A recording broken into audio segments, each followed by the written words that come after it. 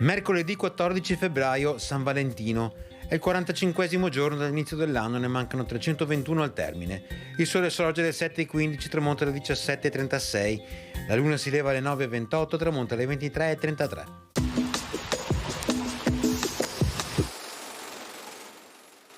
Nella chiesa di San Francesco a Bassano viene sepolto il pittore Jacopo da Ponte, morto il giorno prima. Allievo di Bonifacio dei Pitati, legato alla pittura di maniera, dipinge ritratti, palle d'altare e scene rustiche dove i colori esplodono in un intenso vibrare di luci bianche e irreali.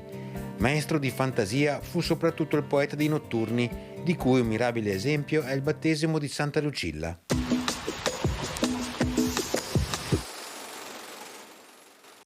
Le previsioni per domani: cielo parzialmente nuvoloso per passaggi di nubi medio-alte, specie nella seconda parte della giornata, e presenza di foschie e nebbie in qualche fondovalle e in pianura, specie nelle ore più fredde, localmente persistenti anche durante il giorno o solo in parziale dissolvimento. Temperature minime in aumento, massime senza notevoli variazioni o in lieve calo nelle zone interessate da nebbie persistenti, in aumento in quota.